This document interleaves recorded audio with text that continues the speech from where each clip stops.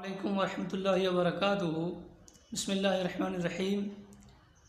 अल्हम्दुलिल्लाहि रब्बिल आलमीन वस्सलातु वस्सलामु अला सय्यिदिल अंबिया वल मुरसलीन व अला आलिहि व सहबिहि अजमईन व मन तबिअहुम बि इहसानिन इला यौमिद्दीन व बाद। फ़ानियन जवाज़ु ताजील ज़काती क़ब्ल अल हौली वलौ लिआमैन। अज़ीज़ तलबा, इस्तक़बाल है आपका फ़िक़्ह के दर्स में और किताबुल ज़कात पढ़ रहे हैं आप। किताबुल ज़कात में 3 बाब हो चुके हैं, चौथा बाब जारी है। चौथे बाब में आज दूसरा मसला ये बयान कर रहे हैं। तो सानियन दूसरा मसला जवाज़ु ताजील ज़काती क़ब्ल अल हौल, साल गुज़रने से पहले ज़कात को पेशगी अदा करने का जवाज़।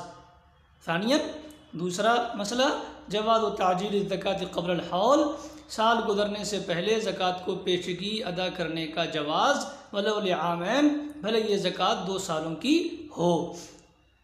ये तो तर्जुमा हो गया इस इबारत का। कहना क्या चाह रहे हैं ये, इसमें कहना चाह रहे हैं कि कोई आदमी निसाब का मालिक है और साल अभी गुज़रा नहीं है। निसाब का मालिक है वो, लेकिन अभी साल नहीं गुज़रा, क्योंकि क्या होना चाहिए कि निसाब का मालिक हो जाए और साथ हौलाने हौल हो तो ज़कात वाजिब हो जाती है, ठीक है ना।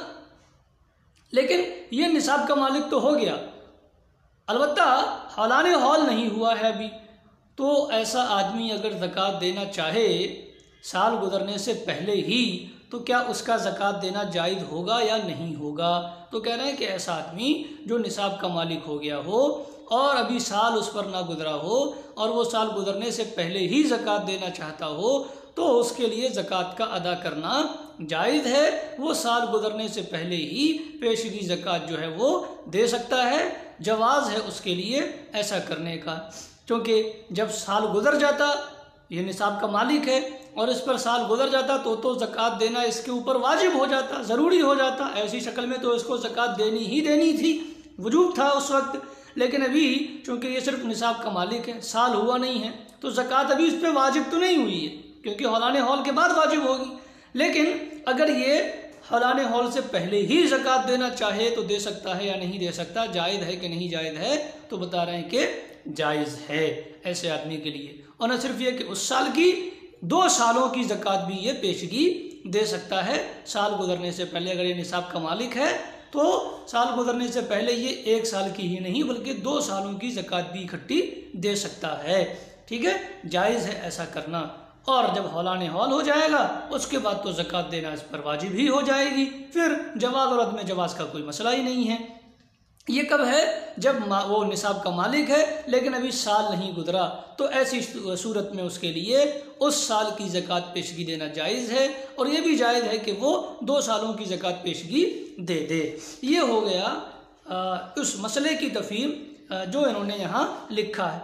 अब देखिए, हमने आपको ये बताया कि ऐसे आदमी के लिए जायज़ है ये काम, ज़कात को पेशगी अदा करना, साल गुज़रने से पहले ही ज़कात को अदा करना, ये जायज़ है ऐसे आदमी के लिए जो निसाब का मालिक हो। समझ रहे हैं ना, यानी जिसके पास जो किसी निसाब का मालिक हो गया हो, उसके लिए ये जायज़ है कि वो साल गुज़रने से पहले ज़कात अदा कर दे। लेकिन जो आदमी से निसाब का मालिक ही ना हो तो वो ज़कात अदा करना उसके लिए दुरुस्त ना होगा, क्योंकि ज़कात जो है उस पर है जो निसाब का मालिक हो, और ये आदमी निसाब का मालिक है ही नहीं, लिहाजा इस पर ज़कात बनती नहीं, तो ये ज़कात अदा ना करेगा। इस पर जो है तकरीबन तमाम उलमा का जो है वो इत्तिफाक है, या ये कहिए कि उलमा ने इस पर इजमा नकल किया है। उलमा ने इस पर इजमा नकल किया है कि जो आदमी निसाब का मालिक नहीं है या उसके पास निसाब मुकम्मल नहीं है, तो उसके लिए ज़कात को पेशगी अदा करना जायज़ नहीं है। इस पर जो है उलमा ने इत्तिफाक नकल किया है, इजमा नकल किया है, समझ लीजिए। जैसे अल्लामा बग़वी ने शरह सुन्ना में लिखा कि वत्तफ़क़ू अला अन्नहु ला यजूज़ु इख़राजुहा क़ब्ला कमालिन निसाबी। शरह सुन्ना में अल्लामा बग़वी क्या फरमाते हैं कि उलमा इस बात पर मुत्तफ़िक़ हैं कि ज़कात को निकालना ये जायज़ नहीं है निसाब मुकम्मल होने से पहले। यानी किसी आदमी के पास निसाब मुकम्मल नहीं है, पूरा निसाब नहीं है, तो निसाब के पूरा होने से पहले ज़कात जायज़ नहीं है। इस बात पर उलमा का इत्तिफाक है। ये अल्लामा बग़वी ने शरह सुन्ना में फरमाया। ऐसे अल्लामा इब्न क़ुदामा रहमहुल्लाह अल-हम्बली अपनी किताब अल-मुग़नी में फरमाते हैं कि वला यजूज़ु ताजीलु ज़काती क़ब्ल मिल्क निसाबी बग़ैर ख़िलाफ़िन अलिमनाहु। यानी क्या फरमाया अल्लामा इब्न क़ुदामा ने मुग़नी में कि ज़कात को पेशगी अदा करना निसाब का मालिक होने से पहले, निसाब का मालिक होने से पहले ज़कात को पेशगी अदा करना ये जायज़ नहीं है बग़ैर किसी इख्तिलाफ़ के जो हमारे इल्म में हो। यानी हमारे इल्म में इस बारे में कोई इख्तिलाफ़ नहीं है कि निसाब का मालिक हुए बग़ैर ज़कात को पेशगी अदा करना जायज़ नहीं है। इस बारे में हमारे इल्म में कोई इख्तिलाफ़ नहीं है। ठीक है जनाब, ये अल्लामा इब्न क़ुदामा ने फरमाया, अल्लामा इब्न क़ुदामा हम्बली ने। अल्लामा नववी शाफ़ई अपनी किताब अल-मजमू' में फरमाते हैं अम्मा ज़कातुन नक़दी वल माशिया वत तिजारा फ़ला यजूज़ु ताजीलु ज़काति फ़ीही क़ब्ल मिल्क निसाबी बिला खिलाफ। यानी क्या फरमाया अल्लामा नववी रहमतुल्लाह ने अल-मजमू' में कि नक़दी सोने चांदी रुपए पैसे और चौपाई वगैरह की ज़कात जो है निसाब मुकम्मल होने से पहले या निसाब का मालिक होने से पहले दे देना, हमारे निसाब से पहले दे देना बग़ैर किसी इख्तिलाफ़ के जायज़ नहीं है। यानी इस बारे में कोई इख्तिलाफ़ नहीं है कि अगर निसाब का मालिक इंसान नहीं है तो उसके लिए पेशगी ज़कात देना जायज़ नहीं है। इस बारे में कोई इख्तिलाफ़ नहीं है।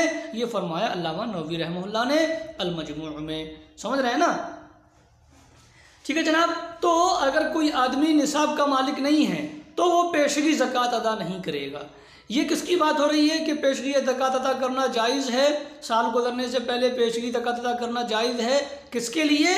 जो आदमी निसाब का मालिक हो चुका हो लेकिन हौलाने हौल ना हुआ हो, तो वो साल गुजरने से पहले ऐसा आदमी ज़कात अदा करना चाहे तो उसके लिए अदा करना जायज़ है। ठीक है जनाब। लेकिन अगर कोई आदमी क्या कहते हैं निसाब का मालिक ही ना हो तो फिर उसके लिए ज़कात को पेशगी अदा करना जायज़ नहीं है। जैसे हमने आपके सामने उलमा के जो हैं वो अक़वाल जो हैं वो पेश किए। अच्छा, अब उसकी वजह क्या है कि साल गुजरने निसाब का वो मालिक नहीं है तो वो ज़कात नहीं दे सकता। इसकी वजह क्या है?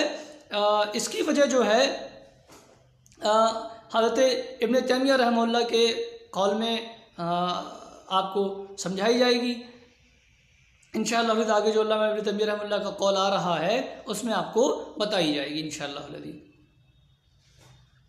तो देखिए, मेरे ख्याल में आपको बात समझ में आ रही होगी। तो जवाज़ु ताजील ज़काती क़ब्ल अल-हौली, ज़कात को पेशगी अदा करना साल गुजरने से पहले भले 2 साल की हो जायज़ है। सानियन दूसरी बात, जवाज़ु ताजील ज़काती क़ब्ल अल-हौली वलौ लिआमैन, ज़कात को पेशगी अदा करने का जवाज़ साल गुजरने से पहले गर्चे 2 साल की ज़कात हो, गर्चे 2 साल की ज़कात हो। ठीक है। अब तर्जुमा देखें और उसकी ये जो मसला उन्होंने बयान किया है उसमें आगे ये दलाइल पेश कर रहे हैं, उन दलाइल को देखें। यजूज़ु ताजीलु ज़काती क़ब्ल अल-हौली, साल गुजरने से पहले ज़कात का पेशगी ले लेना या पेशगी अदा कर देना जायज़ है। यजूज़ु ताजीलु ज़काती क़ब्ल अल-हौल, साल गुजरने से पहले ज़कात का पेशगी अदा करना जायज़ है। कैसे आदमी के लिए? जो निसाब का मालिक है उसके लिए। ठीक है। लिमा सबत अन अली, उस हदीस की बुनियाद पर जो साबित है हज़रत अली से कि अन्न नबी सल्लल्लाहु अलैहि वसल्लम तअज्जला मिन अब्बास सदक़तहु सनतैन, के नबी सल्लल्लाहु अलैहि वसल्लम ने हज़रत अब्बास बिन अब्दुल मुत्तलिब यानी अपने चचा से उनकी ज़कात जो है 2 साल की पेशगी ले ली थी। नबी सल्लल्लाहु अलैहि वसल्लम तअज्जला मिन अब्बास सदक़तहु सनतैन, के नबी सल्लल्लाहु अलैहि वसल्लम ने हज़रत अब्बास से उनकी ज़कात 2 साल की पेशगी ले ली थी। ठीक है। इस रवायत को जो है इन्होंने हसन करार दिया है। अल्लामा अलबानी रहमहुल्लाह ने भी सही उल जामी में इसको सही हसन करार दिया है। हाकिम ने भी इसको सही कहा और अल्लामा ज़हबी ने उनकी तायीद की है। तो बहरहाल इन लोगों ने इस रवायत को जो है वो सही करार दिया जिनके नाम हमने अभी आपके सामने रखे। तो ज़कात को पेशगी अदा करना साल गुजरने से पहले जायज़ है। उस हदीस की बुनियाद पर जो साबित है हज़रत अली से कि नबी सल्लल्लाहु अलैहि वसल्लम ने हज़रत अब्बास से उनकी ज़कात 2 साल की पेशगी ले ली या वसूल कर ली, तो ये जो है इस बात की दलील है कि आदमी अगर कोई ज़कात देना चाहे साल गुजरने से पहले तो वो ज़कात दे सकता है, जैसे नबी सल्लल्लाहु अलैहि वसल्लम ने हज़रत अब्बास से 2 साल की ज़कात पहले ही ले ली। अब इस सिलसिले में हज़रत शेखुल इस्लाम ने तैमिया रहमहुल्लाह का कौल मुसन्निफ़ ने नकल किया है। उसका तर्जुमा करने से पहले जो दीगर उलमा के अक़वाल हैं हम चाहते हैं कि उन्हें बता दें, फिर अल्लामा तैमिया रहमहुल्लाह के कौल को जिन्होंने पेश किया है उसकी तशरीह आपके सामने करेंगे, तर्जुमा करेंगे। तो ये इन्होंने दलील क्या दी कि नबी सल्लल्लाहु अलैहि वसल्लम ने चूँकि हज़रत अब्बास से 2 साल का सदका पेशगी ले लिया था, लिहाजा इससे साबित हुआ कि अगर कोई आदमी पहले ज़कात हौलाने हौल से पहले ज़कात देना चाह रहा है तो ये जायज़ है। समझ रहे हैं ना। इन्होंने इसकी एक दूसरी दलील भी दी है हज़रत अबू हुरैरा से, जो बुखारी मुस्लिम वगैरह की रिवायत है, उसमें भी हज़रत अब्बास से पेशगी ज़कात लेने का तस्करा है, तो लिहाजा वो हदीस भी दलील हो गई। सदका जो है ज़कात हौलाने हौल से पहले लेने के जवाज़ की या अदा करने की जवाज़ की वो हदीस भी दलील हो गई, इसलिए कि उसमें भी जो है वो हज़रत अब्बास के पेशी ज़कात अदा करने का तस्करा है। उसको तर्जुमे में आप देख लेंगे। हमने उस हदीस का जो इस महल इस्तिशाद है या जो जिस इस्तिदलाल की मौलिफ़ ने यहाँ पेश किया उसको आपको बता दिया। तो दोनों हदीसों में हज़रत अब्बास से पेशगी ज़कात लेने का तस्करा है, इसलिए अगर कोई आदमी पेशगी ज़कात अदा करना चाहता है हौलानी हौल से पहले तो वो कर सकता है। ठीक है। और ये जो है इस बात इस बात का जवाज़ जो है वो जुमहूर फ़ुक़हाए अहनाफ, शवाफ़े और हनाबला के यहाँ है। ठीक है जनाब अली, यानी जुमहूर फ़ुक़हाए अहनाफ, शवाफ़े और हनाबला इस बात को जायज़ समझते हैं कि हौलाने हौल से पहले निसाब का मालिक शख्स पेशगी ज़कात अदा कर सकता है। इस बात को जायज़ समझते हैं जुमहूर फ़ुक़हाए अहनाफ, शवाफ़े और हनाबला। समझ रहे ना जनाब अली। हज़रत इमाम तिरमिज़ी रहमहुल्लाह सुनन तिरमिज़ी में या जामे तिरमिज़ी में फरमाते हैं कि दोनों कह सकते हैं, हम सुनन भी कह सकते हैं, जामे भी कह सकते हैं। फरमाते हैं अल्लामा तिरमिज़ी रहमहुल्लाह, क़ाला अक्सर अहलुल इल्मी, क़ाला अक्सर अहलुल इल्मी कि अक्सर अहले इल्म का कौल ये है कि इन अज्जलहा क़ब्ल महल्लिहा अज्ज़अत अन्हु, अगर कोई आदमी हौलाने हौल से पहले ज़कात अदा करता है जो निसाब का मालिक है, तो ये ज़कात की अदायगी जो है वो उसकी तरफ से किफ़ायत कर जाएगी, जायज़ होगी। उसके लिए ये ऐसा करना क्या होगा, दुरुस्त होगा और इसे ठीक समझा जाएगा। ठीक है। ये अक्सर अहले इल्म कहते हैं। ये कौन फरमा रहा है? हज़रत इमाम तिरमिज़ी रहमहुल्लाह जामे तिरमिज़ी में। फिर फरमाते हैं अभी यक़ूल शाफ़ई व अहमद व इसहाक़, और यही कौल है इमाम शाफ़ई, इमाम अहमद और इमाम इसहाक़ का कि कोई शख्स अगर ज़कात को हौलाने हौल से पहले अदा कर देता है, जो निसाब का मालिक है और वो हौलाने हौल से पहले ज़कात को अदा कर देता है, तो ये उसका ज़कात को हौलाने हौल से पहले अदा कर देना उसके लिए ये किफ़ायत कर जाएगा और ये उसके लिए दुरुस्त होगा। समझ रहे हैं ना। ये जो है हज़रत इमाम तिरमिज़ी रहमहुल्लाह ने बयान फरमाया। अल्लामा कासानी हनफी अपनी किताब बदाइउस सनाए में फरमाते हैं कि वयजूज़ु ताजीलु ज़कात क़ब्ल अल-हौल इंद आम्मतिल उलमा खिलाफ़न लिमालिक, के आम उलमा फ़िक़्ह के नज़दीक ज़कात को हौलाने हौल से पहले ही अदा कर देना जायज़ है, इमाम मालिक के ख़िलाफ़। यानी इमाम मालिक इसको जायज़ नहीं समझते, लेकिन आम फ़ुक़हा जो है वो इस बात को जायज़ समझते हैं कि ज़कात को हौलाने हौल से पहले अदा किया जा सकता है। ठीक है, उस आदमी की जानिब से जो निसाब का मालिक हो गया है। ठीक है जनाब, ये अल्लामा कासानी रहमहुल्लाह का कौल है। हज़रत अल्लामा इब्न हज़्म रहमहुल्लाह अल-मुहल्ला में फरमाते हैं कि ज़कात को पेशगी अदा करने का सबूत जो है वो हज़रत सईद इब्न जुबैर से, हज़रत अता से, हज़रत इब्राहीम से, हज़रत ज़हाक से और हज़रत हकम से और हज़रत ज़ुहरी से सही साबित है कि ये तमाम लोग जो हैं वो पेशगी ज़कात को जायज़ समझते हैं। ठीक है जनाब अली, ये हज़रत इब्न हज़्म ने बयान फरमाया है अल-मुहल्ला में। तो हमने आपको जो है वो बताया, हज़रत अल्लामा कासानी रहमहुल्लाह का कौल बताया और हज़रत इमाम तिरमिज़ी रहमहुल्लाह का कौल बताया कि उन्होंने जो है ये बताया कि अक्सर अहले इल्म इस बात के कायल हैं कि ज़कात को पेशगी अदा किया जा सकता है। समझ रहे हैं ना जनाब अली। इसी तरह की बात अल्लाह ने क़ुदामा वगैरह से भी नकल की गई है। हमने इस तरह के अक़वाल जो हैं वो डिस्क्रिप्शन में लिख दिए हैं, आप वहाँ से देख लें। तो गो के जमहूर फ़ुक़हा, आप ये कह सकते हैं कि जमहूर फ़ुक़हा, फ़ुक़हा अहनाफ़, फ़ुक़हा शवाफ़े और हनाबिला इस बात के कायल हैं कि ज़कात को हौलाने हौल से पहले अदा कर देना, अगर कोई आदमी चाहे तो अदा कर देना जायज़ है उस आदमी के लिए जो निसाब का मालिक हो चुका हो। क्योंकि जो आदमी निसाब का मालिक नहीं है उस पर तक उसको जो है पेश की ज़कात देना जायज़ नहीं है। इस पर हम इत्तिफाक नकल कर चुके हज़रत अल्लामा बग़वी और इब्न क़ुदामा अल्लामा नवी रहमतुल्लाह के हवाले से। तो ये बात उस आदमी के लिए है जो निसाब का मालिक हो चुका हो, ठीक है, और हौलाने हौल ना हुआ हो तो वो ज़कात की अदायगी पेश ही कर सकता है। ये जमहूर फ़ुक़हा हनाफ़, शवाफ़े और हनाबिला का मौक़िफ़ है। जैसे हमने आपके सामने हज़रत कासानी रहमतुल्लाह हनफ़ी और अल्लामा क्या कहते हैं इमाम तिरमिज़ी रहमतुल्लाह वगैरह के अक़वाल को नकल किया। अब इन्होंने शेखुल इस्लाम ने तैमिया रहमतुल्लाह का कौल नकल किया है मुसन्निफ़ ने इसी बात की दलील में। तो आप इसको भी मसले की तायद में नकल कर लें उन अक़वाल के साथ जो हमने नकल किए हैं, उसके साथ इस कौल को भी मसले की तायद में आप नकल करें।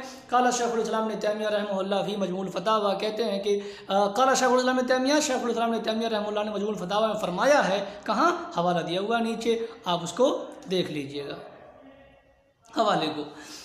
अम्मा ताजील ज़कात क़ब्ल वुजूबिहा बाद सबबिल वुजूबी, ज़कात को पहले अदा कर देना उसके वाजिब होने से पहले। वाजिब कब होगी?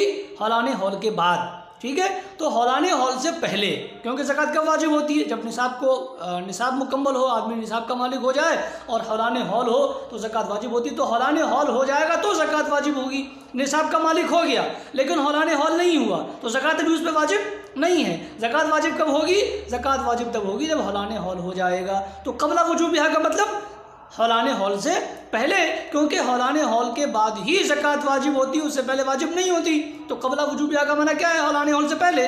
व अम्मा ताजीलु ज़कात क़ब्ल वुजूबिहा, रहा ज़कात का पेशगी अदा करना क़ब्ल वुजूबिहा उसके वाजिब होने से पहले, यानी हौलाने हौल से पहले, क्योंकि हौलाने हौल से पहले ज़कात वाजिब नहीं होती है, हौलाने हौल होने पर ही ज़कात वाजिब होती है। तो वाजिब होने से पहले, वाजिब कब होगी? हौलाने हौल पर। तो वाजिब होने से पहले यानी हौलाने हौल से पहले। अम्मा ताजील ज़कात क़ब्ल वुजूबिहा, ज़कात को अदा करना, पेशगी अदा करना वुजूब ज़कात से पहले, बाद सबबिल वुजूबी, सबब वुजूब पाए जाने के बाद। सबब वुजूब पाए जाने के बाद। सबब वुजूब क्या है? निसाब का मालिक होना। सबब वुजूब क्या है? निसाब का मालिक होना। ये जो है वो सबब वुजूब है, ज़कात के वाजिब होने का सबब है क्या? मिल्क निसाब। सबब किसे कहते हैं? फ़िक़्ह की इस्तिलाह में या उसूल फ़िक़्ह की इस्तिलाह में सबब किसे कहते हैं? आप उसको ज़रा आसान अल्फाज में आपको समझाने के लिए ये इस तरह के अल्फाज इस्तेमाल कर रहे हैं कि सबब किसे कहते हैं कि कोई ऐसी चीज़ या ऐसा मामला जिसके होने से किसी हुक्म का या इबादत का होना लाजिम आए। यानी अगर वो चीज़ पाई जा रही है तो लाजिम है कि इबादत पाई जाए, लाजिम है कि इबादत पाई जाए। समझ रहे हैं ना? और उसके ना होने से इबादत का ना होना लाजिम आए। समझ लीजिए सबब वजूब किसे, सबब किसे कहते हैं? वो चीज़ जिसके होने से इबादत का होना लाजिम आए और जिसके ना होने से इबादत का ना होना लाजिम आए, इबादत का या हुक्म का ना होना लाजिम आए। जैसे आप इसको मिसाल से समझें तो बात ज़्यादा समझ में आएगी कि ज़वाल शम्स नमाज ज़ुहर के लिए, तो अगर ज़वाल शम्स होगा तो ज़वाल शम्स होते ही ज़ुहर की नमाज का हुक्म जो है वो पाया जाएगा, ठीक है। तो ज़वाल शम्स के होते ही क्या पाया जाएगा? अगर ज़वाल शम्स हो जाएगा तो ज़ुहर की नमाज का हुक्म पाया जाएगा, लाजिम है कि ज़ुहर की नमाज का हुक्म पाया जाए। और अगर ज़वाल शम्स नहीं होगा तो फिर ज़ुहर की नमाज भी नहीं होगी। समझ रहे हैं ना? तो ज़वाल शम्स के ना होने से ज़ुहर की नमाज का ना होना लाजिम आ रहा है कि अगर आप ज़वाल शम्स से पहले जानबूझकर ज़ुहर की नमाज पढ़ रहे हैं तो वो ज़ुहर की नमाज नहीं होगी। क्यों? इसलिए कि अभी ज़वाल शम्स हुआ नहीं है और शरीयत ने जो है वो ज़ुहर की नमाज के लिए जो वक्त बताया है वो क्या बताया है? जो सबब बनाया वो क्या? ज़वाल शम्स, और वो हुआ नहीं, लिहाजा ज़ुहर की नमाज नहीं होगी। तो उसके ना होने से इबादत का ना होना लाजिम आ रहा है और उसके होने से क्या होगा? इबादत का होना लाजिम आएगा कि जब क्या कहते हैं निसाब, जब ज़वाल हो जाएगा तो फिर ज़ुहर की नमाज का पढ़ना जो है वो लाजिम आएगा। अब ज़ुहर की नमाज वाजिब हो जाएगी, ज़ुहर की नमाज क्या हो जाएगी? ज़रूरी हो जाएगी, ठीक है।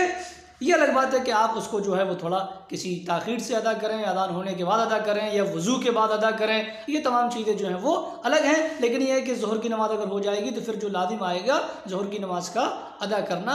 अब वो उसके लिए जो और दीगर ज़रूरी चीज़ें वो आप करेंगे, ये एक अलग बात है। तो सबब कहते हैं ऐसे चीज़, ऐसा अम्र जिसके पाए जाने से इबादत का पाया जाना लाजिम आए और जिसके ना पाए जाने से इबादत का ना पाया जाना लाजिम आए। तो मिल्के निसाब ये क्या है, ज़कात के लिए सबब है कि अगर मिल्के निसाब पाया जाएगा तो ज़कात का हुक्म पाया जाएगा, और अगर मिल्के निसाब नहीं पाया जाएगा तो ज़कात का हुक्म भी नहीं।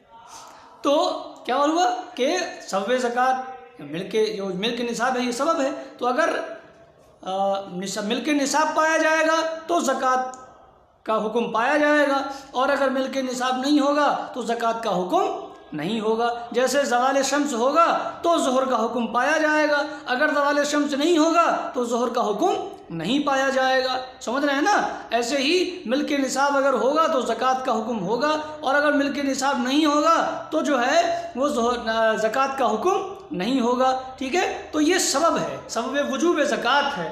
तो मिल्क निसाब, सबब से मुराद क्या है, मिल्क निसाब। ठीक है, तो यहाँ ये बता दिया गया कि अगर मिल्के निसाब पाया जाएगा, सबब का इस्तेमाल किया ना, तो इसी से मालूम हो गया कि अगर मिल्के निसाब पाया जाएगा तो ज़कात अदा करने का हुक्म पाया जाएगा, और अगर मिल्के निसाब नहीं पाया जाएगा तो ज़कात अदा करने का हुक्म भी नहीं पाया जाएगा। लिहाजा जो पहले कहा गया कि जो लोग निसाब के मालिक नहीं हैं उन पर ज़कात पेशगी देना, उनके लिए ज़कात पेशगी देना जायज़ नहीं है। क्यों? इसलिए कि उनके लिए शरीयत का हुक्म ही नहीं मौजूद है या नहीं पाया जाता, उन पर शरीयत का हुक्म लागू नहीं होता, लिहाजा वो ज़कात अदा नहीं देंगे। क्योंकि जब हुक्म ही नहीं है तो वो क्या कहते हैं, तामील किसकी करेंगे, लिहाजा वो ज़कात नहीं देंगे। ठीक है, उनके लिए जायज़ ना होगा जो अभी निसाब के मालिक नहीं हुए हैं। तो ये बात जो हमने ऊपर जो बात बयान की थी उसके हवाले से बयान कर दी। वाम्मा ताजील ज़कात क़ब्ल वजूबिहा, रहा ज़कात का अदा करना उसके वजूब से पहले यानी हौलाने हौल से पहले, बाद सब्बिल वजूबी यानी मिल्के निसाब के बाद, निसाब का मालिक हो जाने के बाद। क्योंकि वजूब ज़कात का सबब क्या है, मिल्के निसाब। वजूब ज़कात का सबब क्या है, मिल्के निसाब। तो अम्मा ताजील ज़कात क़ब्ल वजूबिहा, ज़कात को पेशगी अदा करना उसके वजूब यानी हौलाने हौल से पहले, बाद सब्बिल वजूब, सबब वजूब यानी मिल्के निसाब के बाद, फ़यजूद इंदा जुमहूर उलमाई, तो वो जायज़ है जुमहूर उलमा के नज़दीक, जैसे अबू हनीफ़ा, शाफ़ई और अहमद के नज़दीक। अबू हनीफ़ा, शाफ़ई, इमाम अबू हनीफ़ा, इमाम शाफ़ई और अहमद के नज़दीक जो है मिल्के निसाब के बाद हौलाने हौल से पहले ज़कात का पेशगी अदा करना जायज़ है। ये अल्लामा इब्न तैमिया रहमहुल्लाह ने मजमूल फतावा में फरमाया। ठीक है जनाब अली। अब जो दूसरी हदीस है इसको देख लें। मसले की तफहीम तो हो चुकी है, अब दूसरी हदीस है उसका तर्जुमा कर रहे हैं और उसकी जो है वो मुख्तसर अगर कोई लफ्ज़ काबिल वज़ाहत आएगा तो उसको बताया जाएगा। वान अबी हुरैरा क़ाल बअसा रसूलुल्लाह सल्लल्लाहु अलैहि वसल्लम उमर अला सदक़ा, हज़रत अबू हुरैरा से मरवी है कि रसूलुल्लाह सल्लल्लाहु अलैहि वसल्लम ने हज़रत उमर को सदक़ा पर भेजा, यानी सदक़ा वसूल करने के लिए भेजा। फ़क़ीला, तो कहा गया, मना इब्न जमील, इब्न जमील ने ज़कात देने से मना कर दिया है, और खालिद बिन वलीद ने और अब्बास ने, रसूल सल्लल्लाहु अलैहि वसल्लम के चचा हज़रत अब्बास ने मना कर दिया। फ़क़ाल रसूल सल्लल्लाहु अलैहि वसल्लम ने फरमाया, मा यनकुमु इब्न जमील, इब्न जमील नापसंद नहीं करते हैं ज़कात देने को, इल्ला अन्नहु काना फ़क़ीरन, मगर ये कि वो फ़क़ीर थे, फ़ाग़नाहुल्लाहु, तो अल्लाह ने उनको मालदार कर दिया। यानी यहाँ जो है आपने अपने जमील को माजूर नहीं जाना ज़कात देने के लिए। वअम्मा खालिदुन, रहे खालिद, कहा जाता है कि इब्न जमील जो थे वो मुनाफिक हो गए थे, और क्या कहते हैं, इन्होंने पहले ये कहा कि अगर अल्लाह ताला ने हमें माल दिया होता तो हम ज़रूर सदका करते। फिर जब अल्लाह रब्बुल आलमीन ने माल दिया तो उन्होंने क्या कर ली, सदका देने से ये बचे रहे। ठीक है जनाब अली, या सदका नहीं दिया, उससे इनकार कर दिया। तो उसी को अल्लाह रसूल सल्लल्लाहु अलैहि वसल्लम ने यहाँ फरमाया कि उन्होंने सदका देने को नापसंद नहीं किया कि वो फ़कीर थे, तो अल्लाह ने उन्हें मालदार कर दिया। तो अब वो क्या कर रहे हैं, सदका देने से बच रहे हैं, हालांकि ख़ुद इससे पहले सदका चूँकि फ़कीर थे तो ज़ाहिर है कि सदका खाते रहे। वअम्मा खालिदुन, रहे खालिद, फ़इन्नकुम तज़लिमून खालिदन, तो बेशक तुम लोग खालिद पर जुल्म कर रहे हो। उनसे ज़कात का सवाल करके। क्यों? क़द एहतसबा अदराहु आतादहु फ़ी सबीलिल्लाह, इसलिए कि उन्होंने अपनी ज़रहों और जंगी सादो सामान को अल्लाह के रास्ते में रोक रखा है, वक्फ़ कर दिया। यानी उनके पास जो भी माल है उसका उन्होंने क्या कर लिया, ज़रहें बना ली या असलहा ख़रीद लिया या सामान जंग जो है वो घोड़े वगैरह ख़रीद लिए हैं, ठीक है, और उनको अल्लाह के रास्ते में वक्फ़ कर दिया है। तो उनके पास ज़ाहिर जितना माल था वो उसे वक्फ़ कर चुके। अब उनके पास कोई ऐसा माल है नहीं जिस पर ज़कात बनती हो, लिहाजा उनसे ज़कात का सवाल अब ये एक तरह से जुल्म है। क़द एहतसबा अदराहु आतादहु फ़ी सबीलिल्लाह, कि उन्होंने अपनी ज़रहों और सादो सामान को अल्लाह के रास्ते में रोक रखा है, वक्फ़ कर दिया है। वह अम्मल अब्बासु फ़हिया अलैया, रहे अब्बास तो वो मुझ पर हैं, फ़हिया अलैया तो उनकी ज़कात जो है वो मुझ पर है, यानी मेरे ज़िम्मे है, उसको मैं अदा कर दूंगा। एक मफ़हूम ये बयान किया है शारिहीन ने इसका फ़हिया अलैया का, कि वो उनकी ज़कात जो है उसकी अदायगी मेरे ज़िम्मे है, उसको मैं अदा करूँगा। हाफ़िज़ इब्न हजर ने फ़हिया अलैया का ये मफ़हूम बयान, एक मफ़हूम ये कई मफ़हूम बयान किए, उनमें से पहला मफ़हूम ये बयान किया कि आपने जो फरमाया फ़हिया अलैया, तो उसका मतलब ये है कि आपने फरमाया कि वो उसकी अदायगी मेरे ज़िम्मे है, मैं अदा करूँगा। या दूसरा मफ़हूम ये है फ़हिया अलैया कि वो मुझ पर है, यानी मैंने उनसे वो ले ली है, ठीक है, तो मैंने चूँकि ले ली है उनसे, लिहाजा अब वो ज़कात चूँकि मैं ले चुका हूँ, लिहाजा अब वो ज़कात क्या देंगे, ठीक है। तो फ़हिया अलैया तो वो मुझ पर है, और मिसलुहा माहा, और उसी के मिसल उसके साथ है, यानी मैंने उनसे इस साल की ज़कात भी ले ली है और अगले साल की ज़कात भी ले ली है, समझ रहे हैं ना। तो इससे जो है वो पेशगी ज़कात करने का मसला मुस्तंबत होता है, या इसी से जो है मुअल्लिफ़ ने इस्तेदलाल किया है पेशगी ज़कात ले लेने का, क्योंकि रसूलुल्लाह सल्लल्लाहु अलैहि वसल्लम ने हज़रत अब्बास से उस साल की हज़रत उमर को भेजने से पहले ही और आइंदा साल की ज़कात जो है हज़रत अब्बास से ले ली, ठीक है जनाब अली। सुम्मा क़ाला, फिर आपने फरमाया, या उमर, ए उमर, अमा शअरता अन्ना अम्मा रजुल सिनु अबी, क्या तुम नहीं जानते कि आदमी का चचा उसके बाप का भाई होता है या बाप के दर्जे में होता है, ठीक है। तो आपने क्या फरमाया कि उनकी ज़कात मेरे ज़िम्मे है। फिर आपने उसको बताया कि उमर, आपको ये तो मालूम होगा कि आदमी का बाप जो है वो उसके आदमी का चचा जो है वो उसके बाप का भाई होता है या बाप के दर्जे में होता है, तो चूँकि वो मेरे चचा हैं लिहाजा उनकी ज़कात निकालना जो है वो मेरे ज़िम्मे है, मैं निकाल दूंगा। ये कि मैंने उनसे ज़कात ले ली है और एक साल की और ले ली है ज़कात, ठीक है। दोनों ही मफ़हूमों में मेरे ज़िम्मे है, मैं निकालूंगा, या मैंने ले ली है, दोनों मफ़हूमों में ये कि एक साल और ज़कात जो है वो मज़ीद ले ली गई है या क्या कहते हैं अदा की जाएगी। रवाहू अहमद व मुस्लिम, इसको अहमद ने मुस्लिम ने बयान किया और बुखारी ने भी इसको बयान किया, लेकिन उसमें हज़रत उमर का जिक्र नहीं है और ना ही उस बात का जो हज़रत अब्बास के ताल्लुक़ से फरमाई गई, यानी अमा शारता वाला जुमला। वक़ाल फ़ी, और उसमें आपने फरमाया फ़हिया अलैहि व मिसलुहा माहा, यानी वो ज़कात हज़रत अब्बास पर वाजिब है, वो उसकी अदायगी ज़रूर करेंगे, व मिसलुहा माहा, और उसी के मिसल और ज़कात भी वो देंगे आइंदा साल की, ठीक है। तो पेशगी ज़कात देने की बात बहरहाल इस हदीस से मालूम हो रही है, और यही जो है मुअल्लिफ़ का मुद्दा है, ये साबित करना कि पेशगी ज़कात जो है वो अदा करना जायज़ है। अब इस हदीस में जो एक नाम इस्तेमाल हुआ इब्न जमील, उनके बारे में फरमाया कि फमा यनक़ु मिनल्लाह इल्ला अन्नहु काना फ़क़रन फ़अग़नाहुल्लाह, तो कि वो अल्लाह रब्बुल आलमीन की जानिब से इस बात को नापसंद नहीं करते हैं इब्न जमील, मगर ये कि वो फ़कीर थे तो अल्लाह ने उनको मालदार कर दिया। इन्हीं के बारे में कहते हैं कि अल्लाह ताला का ये कौल नाज़िल हुआ है, व मिनहुम मन आहदल्लाह इन आताना मिन फ़ज़लिही लनसद्दक़न्ना, यानी उनमें से मुनाफ़िक़ों में तो कुछ लोग ऐसे हैं जिन्होंने अल्लाह ताला से ये अहद किया कि वो अगर अल्लाह ताला उन्हें दे तो वो ज़रूर सदका करेंगे। फिर जब अल्लाह ताला ने उन्हें दिया तो उन्होंने क्या किया, फ़लम्मा आताहुम मिन फ़ज़लिही बख़िलू बिही, कि जब अल्लाह ताला ने उन्हें अपने फ़ज़ल से नवाजा तो उन्होंने कंजूसी की और सदका ना किया, ज़कात ना दी, तो अल्लाह ताला ने क्या कर दिया, उनके दिलों में जो है वो निफाक पैदा कर दिया। ये पूरी आयत है, 2-3 आयतें जो हैं वो इस ज़िम्न में हैं सूरह तौबा में, समझ रहे हैं ना जनाब अली। उनको आप देख लें, हमने उनका तर्जमा जो है और कहीं के उनके अल्फाज पढ़ के आपको बताएं। तो ये आयत जो है कहते हैं कि इनके बारे में नाज़िल हुई है, और आगे जो काज़ी हुसैन मवज़ी हैं इन्होंने बिलजज़्म इस बात को बयान किया है कि ये आयत इब्न जमील ही के बारे में नाज़िल हुई है, समझ रहे हैं ना। और अल्लाह ने और दूसरे लोगों ने बयान किया है कि ये आयत इनके बारे में नहीं बल्कि सालबा बिन हातिब अल अंसारी के बारे में नाज़िल हुई है। इब्न कसीर रहमतुल्लाह ने भी इसको जिक्र किया और हाफिज़ इब्न हजर ने फतहुल बारी में कादी हुसैन अश-शाफ़ई का कौल नकल करने के बाद कि कादी हुसैन ने बिलजज़्म इसको बयान किया है कि ये आयत इब्न जमील के बारे में नाज़िल हुई। कहते हैं कि लेकिन और लोगों का कौल ये है, या ये कि अक्सर लोगों का कौल ये है कि ये सालबा अंसारी के बारे में नाज़िल हुई है। ठीक है जनाब अली। अच्छा, तो ये इब्न जमील के बारे में नाज़िल हुई, ये तो कादी हुसैन ने फरमाया, और इब्न हजर ने और इब्न कसीर ने क्या फरमाया कि लोगों का ज़्यादातर लोगों का ख्याल ये है कि ये सालबा अंसारी के बारे में नाज़िल हुई। लेकिन अल्लामा कुर्तुबी फरमाते हैं कि ये हज़रत सालबा अंसारी के बारे में नाज़िल नहीं हुई है बल्कि दूसरे मुनाफिकीन के बारे में नाज़िल हुई है। बहरहाल ये आयत जो है वो मुनाफिकीन के बारे में नाज़िल हुई। उनमें से जो है वो इब्न जमील भी थे जिन्होंने जो है वो अदायगी ज़कात से मना कर दिया था। फ़लम्मा बलगहु नुज़ूलुल आयाति फ़ी शानिही, पर जब उन्हें अपने बारे में आयात के नुज़ूल का पता चला, अता बिसदक़तिही, तो सदका लेकर ज़कात लेकर के आए। फ़लम यक़बलहा रसूलुल्लाह सल्लल्लाहु अलैहि वसल्लम ने उसको कबूल ना किया।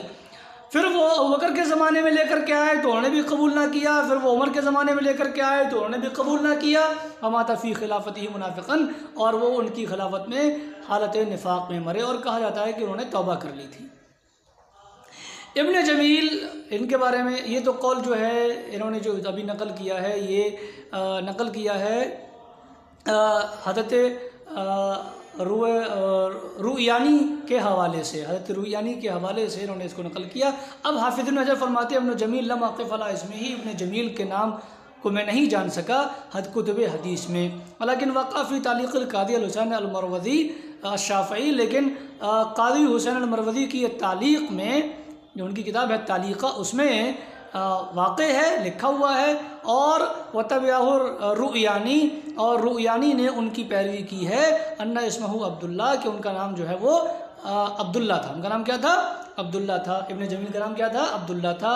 ये कादी हुसैन अल-मरवज़ी ने तालीक़ा में बयान किया है, और अल्लामा रुयानी ने उनकी पैरवी में अपनी किताब में इसको बयान किया है। उनकी किताब है जो फ़िक़्ह हनफ़ी की बड़ी तवील किताब है, बहरुल मज़हब, फ़िक़्ह हनफ़ी में फ़िक़्ह शाफ़ई की तवील तरीन किताबों में से एक किताब है बहरुल मज़हब। तो उसमें इन्होंने जो है इसको ज़िक्र किया है। और वक़फ़ी शरह शेख सिराजुद्दीन अल मुलक्कन, और शेख सिराजुद्दीन अल मुलक्कन फरने की शरह में ये बात आई है, अन्ना इब्न बदीदा सम्माहु हमीदन, कि इब्न बदीदा ने उनका नाम हमीद बताया है।